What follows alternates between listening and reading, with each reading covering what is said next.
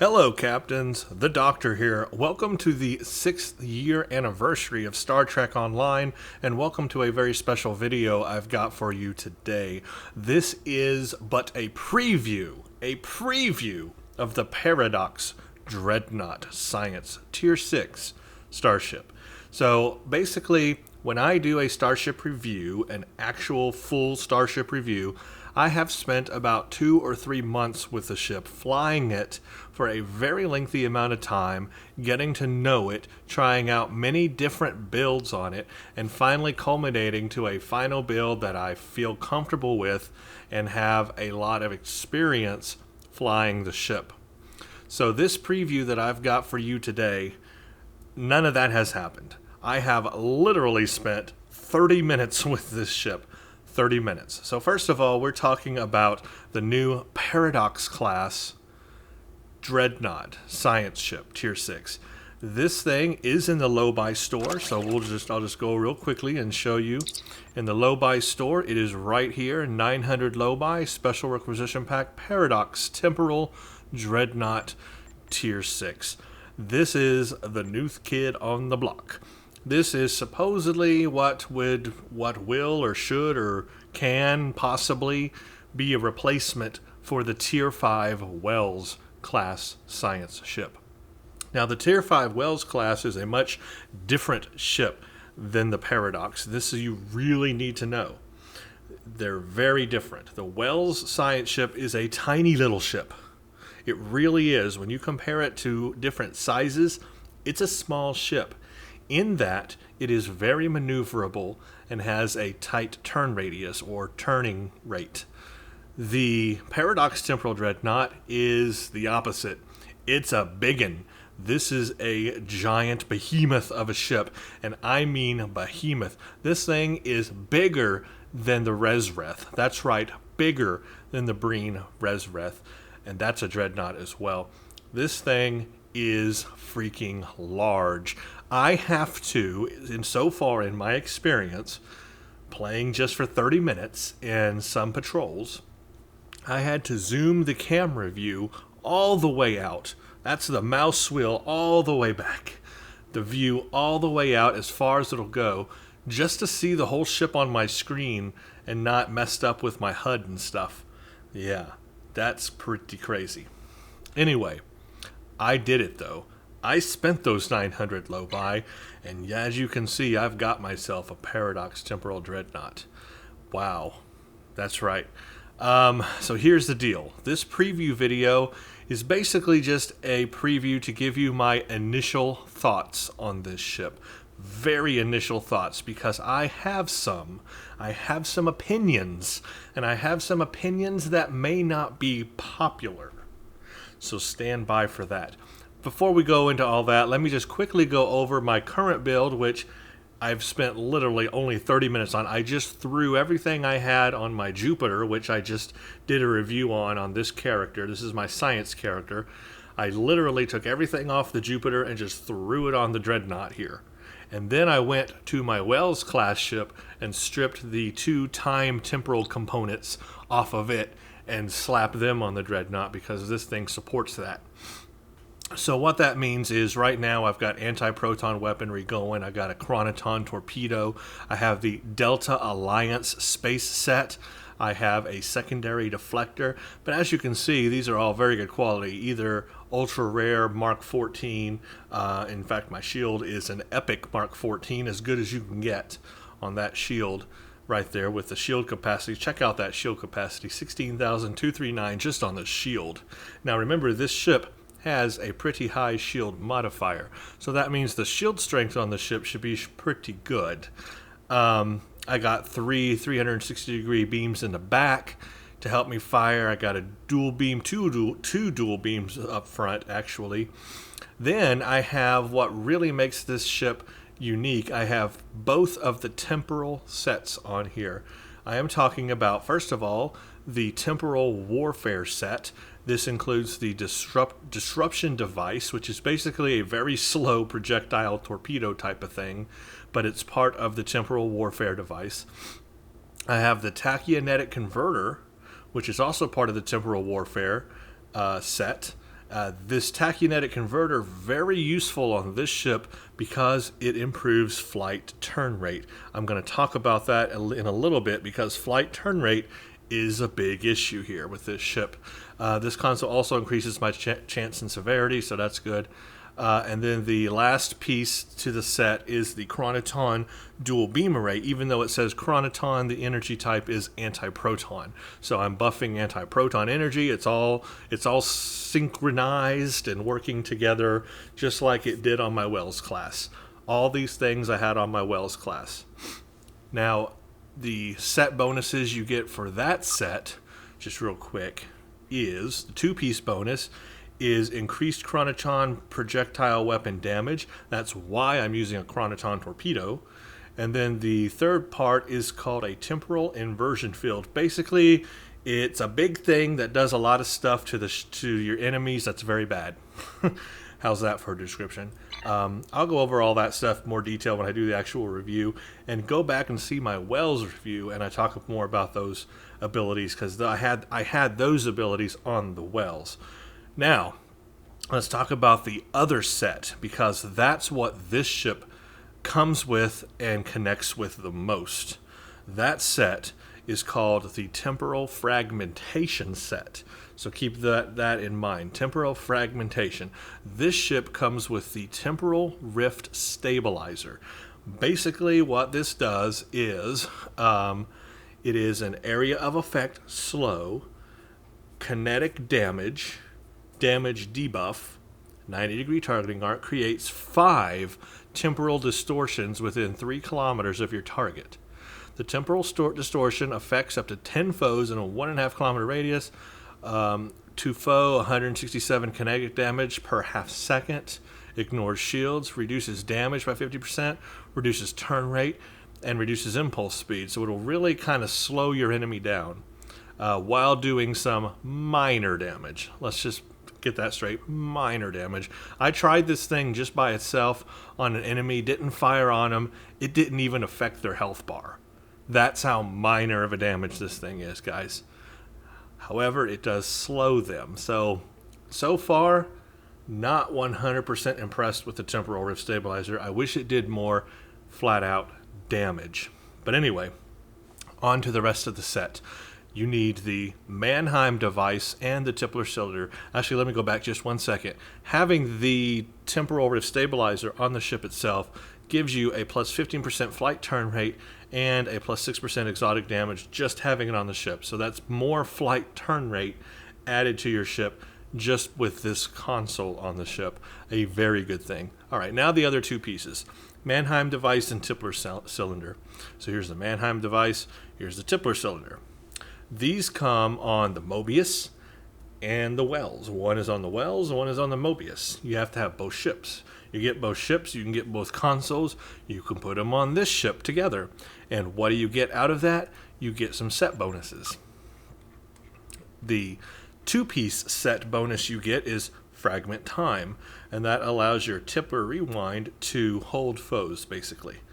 And then the 3rd piece is what's called Temporal Acceleration. You have a 10% recharge time reduction to Science Bridge Officer abilities, a 50% recharge time reduction to Temporal Console abilities. That's the Temporal Backstep, the Mannheim, and the Temporal Distortions. So those abilities are a 50% time reduction. Everything else, all your other science abilities, are only a 10% reduction. But having all 3 pieces on there gives you all of that. So note, I have all 3 pieces. There they are. There's Tippler, there's Mr. Mannheim, and there's Mr. Rift Stabilizer. So all are on there. So I've actually got 2 temporal sets going here. So yeah, as sciencey as I can get, that's what I've currently got. This comes with a hangar bay. You get these Aeon time ships, okay? The default ones are not that good. I went ahead and went to the dilithium store and purchased the dilithium store version. That comes with 2 anti-proton beam arrays on them, Chronoton torpedoes, and subatomic disruptor on them. Now there is a fleet version of these, an elite Hangar Advanced Aeon time ship. I do plan to get those, so I will get the elite versions, but right now all I have is the dilithium store version, which is at least better than the one it comes with by default. So already I've upgraded that. That's pretty much my build. This is a science ship.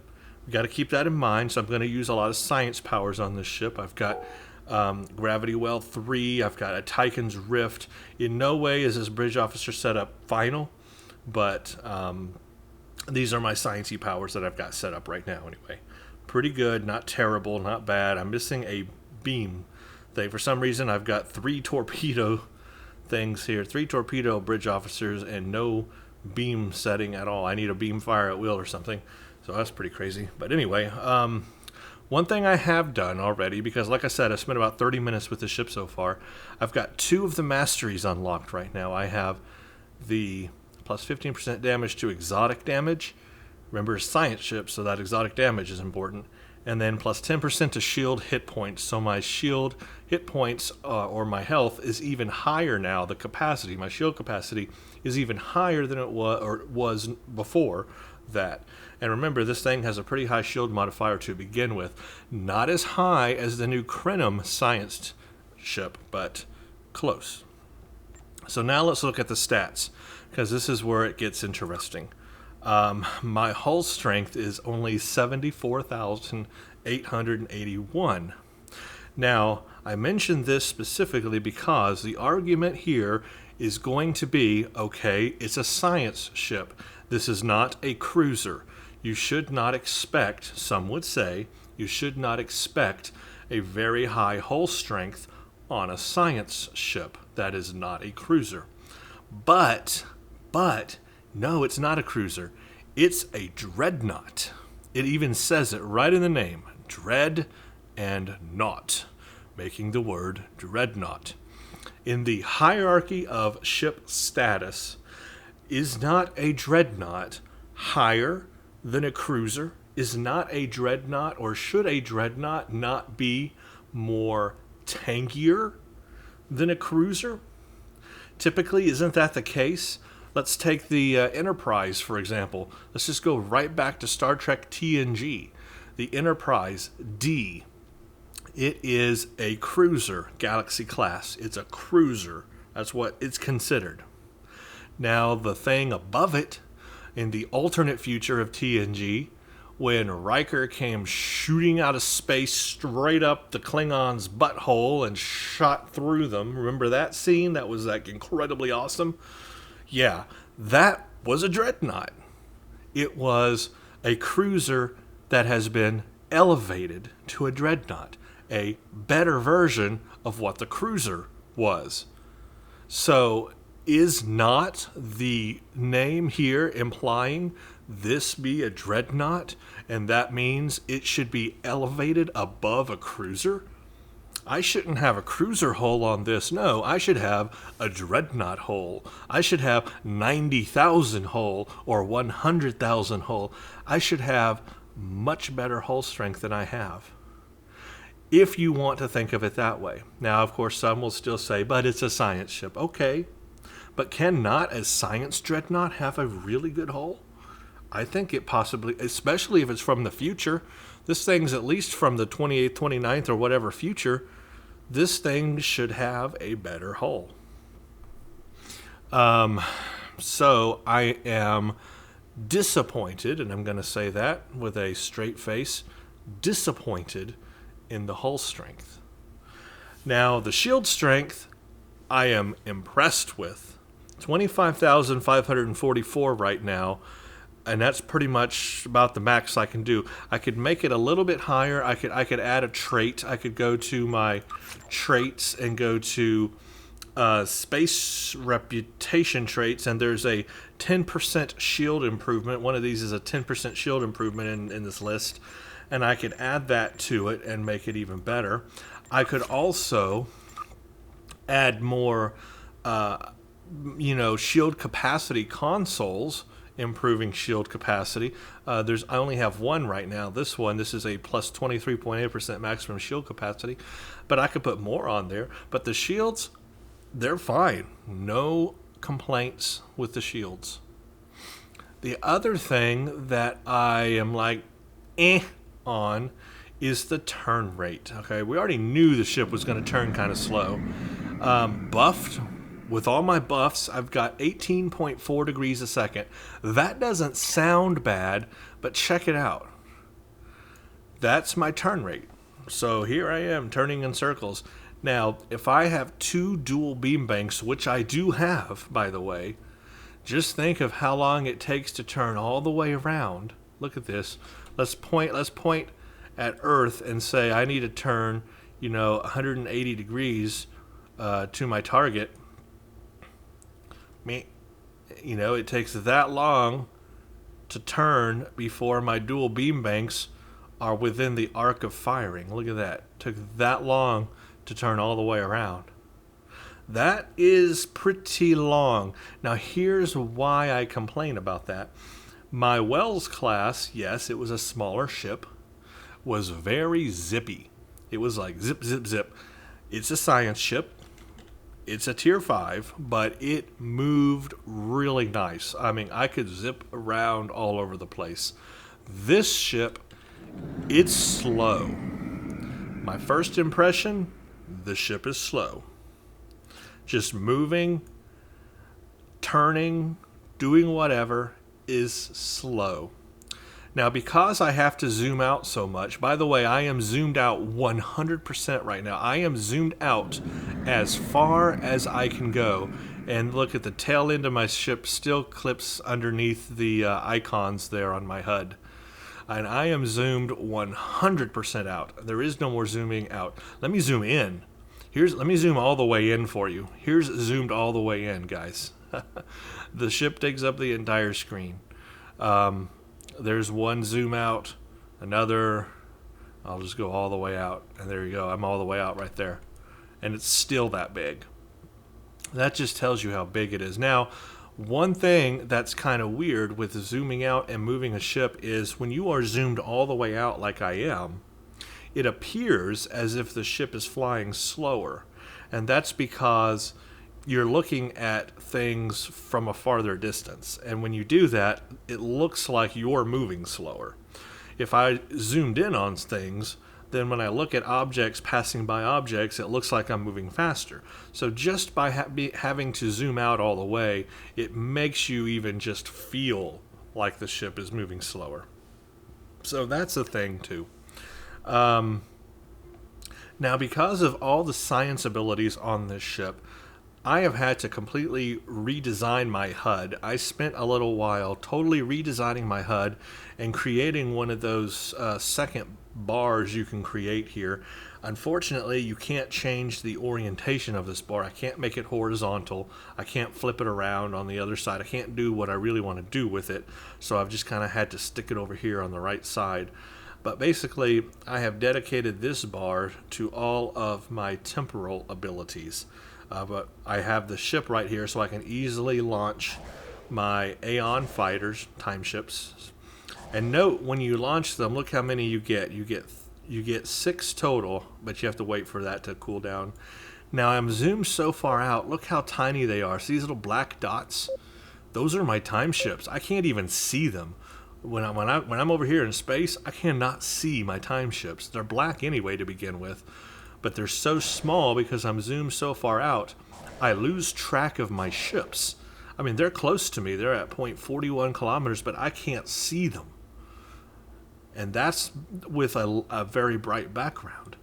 Here in space, you're not going to be able to see them at all. So you see those little dots right there? Those are my time ships. It's because I'm zoomed all the way out. Try to zoom in on one. That's what they look like. Try to get a good view on one. That's about the best I can do right there. That's what they look like. But my ship is so big and I have to zoom so far out that I lose track of my fighters. I cannot see them at all. I don't even know what they're doing. I only know they're firing on the enemy because I can see their beams hitting the enemy. That's about it. But see, you do get 6 of them. So that's cool. You get 6 fighters. That's not bad. It's a dreadnought. It's not bad. It's not a carrier, but it's not bad. It's like half of a carrier. So, yeah. I guess here's how I want to not necessarily end this, because this is not a complete review of the ship, but here is what I'll say at this point, and I'll say it again at the very end of this video, because I'm going to take it into combat and kind of show you something else. I was excited about this ship when I first read about it. I was excited. I thought, surely here is my Wells replacement. Here is the tier 6 ship I've been waiting for on Science.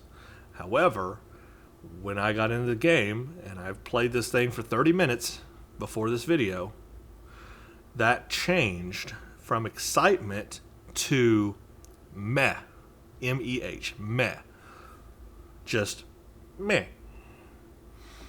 I'm not excited anymore. I lost my excitement.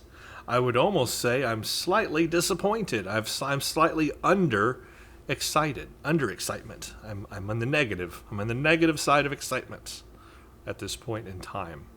Now, I've only played with it for 30 minutes, and I haven't even tried other builds. I haven't tried other space sets. I haven't tried, ripping off all the temporal stuff and just putting on, stuff that would make me more tanky and more DPS-y probably. I haven't done anything like that yet, which I will do. But my initial 30 minutes using the temporal stuff that they want you to use. I mean, it comes with a console that combines with other consoles to create this 3-piece time or temporal set. So they expect you to use it. So I'm using it. I'm starting out using it because that's how it's intended to be used. And my excitement just ended. Just ended. But that's my initial thought. There is one more little thing I want to talk about. This is kind of odd. But when you fly a large ship like this and you have to zoom out all the way, you might not think about this, but sometimes you will have a hard time locking in and firing on your enemy. You will actually end up flying past them in the mission. And that has happened to me a lot. And it's like this, right? I'm flying straight ahead just like this. And when I get to them, I think, okay, I'm behind them. I can forward fire at them. But then I look in my side view and the enemy's actually not in front of me. They're like right up here, toward the back of me or whatever. And that's because I've literally flown past them, but it doesn't look like it from this view. When you're flying head on, it doesn't look like it from this view. And that's just because the ship is so big, it's sometimes hard to tell if you've flown past your enemy or not. And I end up flying past the enemy, and all my beam arrays are trying to fire backward at the enemy. That has happened to me a lot in the 30 minutes before this video playing this. So that's what I want to do, is I actually want to take this into a patrol now, and I want to kind of show you what that effect is like, what that kind of looks like. And you can kind of see what this ship is like in combat. Oh, there's one other thing I need to mention. I forgot. Let's go to the Delta Quadrant. No, let's just stick with one of these easy patrols. Let's go to Japori. Where's Japori? Japori! It's good. There's one other problem I've had with this ship, and I guess it goes back to the beginning statement on this thing. It seems like I'm losing a lot of hull strength, more than I should. My hull is almost like a paper hull. I'm taking a lot of damage to my hull, going right through my shields, and my hull strength keeps going down. Get this, I blew up like 2 times in Japori when I first ran that patrol on this ship. I blew up twice. We're just talking Japori. We're talking what's Japori? Romulans? Yeah, I think it's Romulans. We're talking that. No, it's not Romulans. Japori is not Romulans. No, that's another one. But anyway, I blew up twice. I shouldn't blow up in Japori, and I blew up. Something is not right. Something isn't working or whatever. I don't know. I'll figure it out, but it's weird. Also, I've got no lengthened slipstream on this thing, so I'm just going as fast as I can. So I want to like this ship. Please don't get me wrong. I really want to like this ship. I'm a science guy. I fly science ships. My first character is a science character. I want a good science ship really bad. And for a long time, the Wells Tier 5U was like my favorite science ship. Maybe the Voth. The Voth is like my second favorite. It's right up there. The Voth Palisade. But the Wells has been like my favorite, and I wanted a Tier 6 replacement for it. And I wanted this ship so badly to be that. And my initial impressions, I'm not feeling it. But I want it to be. So I'm going to spend more time with this. This is not by any means my final review of this ship. This is my initial impressions. And hopefully that will mean something. Alright, so I want to demonstrate the effect. What will happen here. Now this part will be easy because... look, I can't even launch my fighters. Why can't I launch my fighters? Here we go. I just have to activate a power to launch them.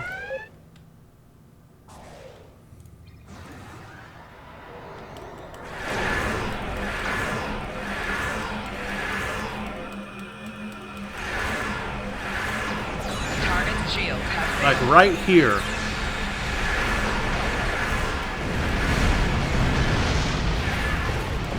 Like, if I'm flying up to this ship, trying to take it out,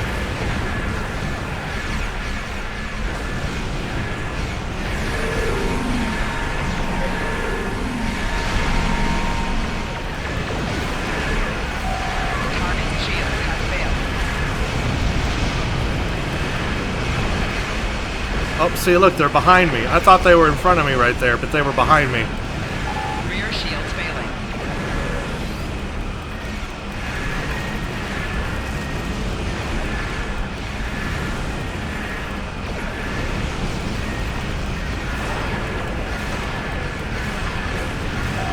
Target's shields have failed. See, look how far he is. I thought he was in front of me, but he was behind me.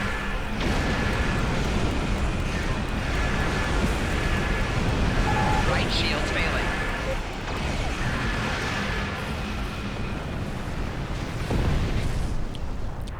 It's a little hard to see, but what'll happen is you think they're in front of you, and you think that you've come up right on them, but then you turn and they're actually like way over here. They're not actually in front of you. They're like just above you, but actually behind you. And you can't tell from their distance reading because that just says how far away they are from you. So if they're behind you, they're still going to be a plus number away from you. So it's just a phenomena I've noticed. Now what I'm going to do is I'm going to finish taking out this group. When group 3 comes out, I am going to use the thingy on them for you, the temporal distortions, which is the native console ability of this ship. And I'll show you, I'll max it out on power, I'll show you how it does like no damage to the enemy. Let me take out these ships first. Warning, ship is under attack. Target's shields have failed.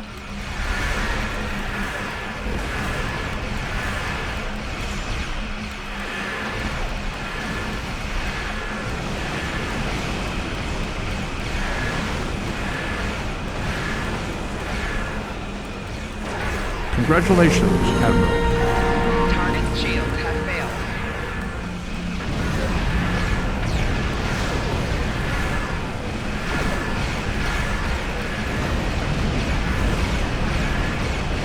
Look, see, he was behind me. He was behind me and I thought he was in front of me. Alright, I want to swing around. I'm going to power this up and I'm going to fire this at them. Okay, there that goes. Ship is under attack. Okay, they're finally taking a little damage now. I think because he's right in the middle of it. That guy, he's taking no damage at all from it. Oh, maybe tiny, but he's being fired on too. It's kind of hard to tell, actually. Warning, ship is under attack. That's all that does anyway. It's over. Not that impressive.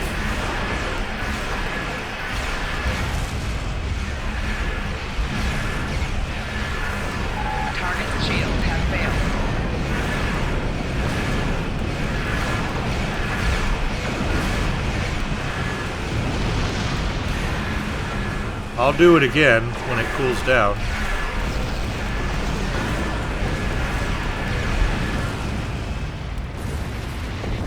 I'll do it on, here's the last group, so I'll wait. Let me pull out here. I'll do it on this last group and let you guys see it again. But it just, some of the ship, I guess if the ship's right in the middle of all of them, maybe it will do some damage, but and that was a small fighter, so that's why. If it's a bigger ship though, it's not going to do anything. I did it on a big ship and it didn't do anything. All right, here we go. There, I've done it. Ship is under attack. That's the ability, and there you go. It's doing some damage. Look how small the damage is, though. Even the critical hits are so small. See, it's like doing nothing to those frigates. And now it's over and gone, and now it did nothing. What benefit was that? Seriously, what benefit was that? Target's shields have failed.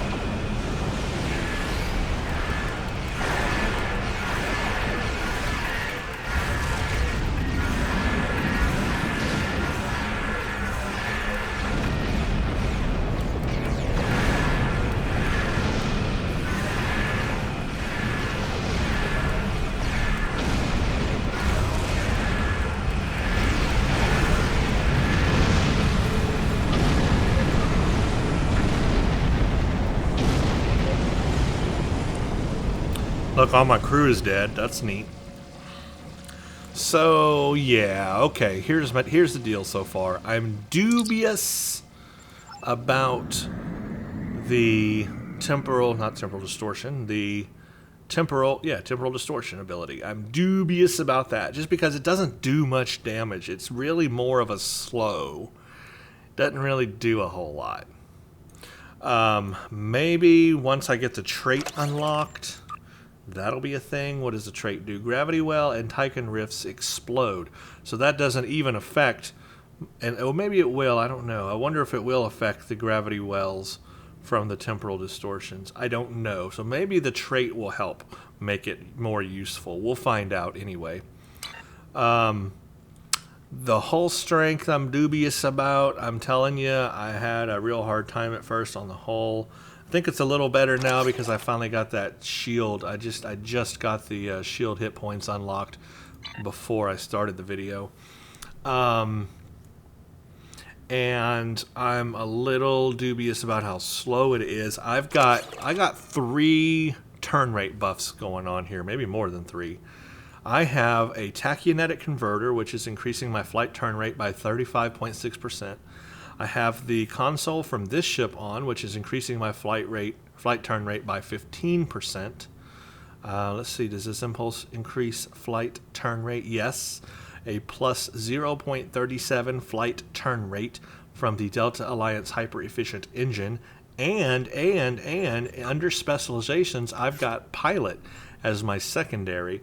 And look at my turn rate I'm getting from it. A plus 33% turn rate from my pilot secondary. So I have all of those things giving me a turn rate. I got like 4 things giving me a turn rate boost, and it's still this slow. That concerns me. Imagine if I had none of those on, or if I took most of them off, like the tachyonetic, I took that off. What if I didn't have pilot as my secondary specialization? I took those turn rate buffs off. This thing would be dog slow. Just too slow for my liking. You guys know me, I don't like slow turning ships. It's just a thing, it's not for me. It's got to move, it's got to zip around, it's got to be a good ship, flying ship, maneuverable ship.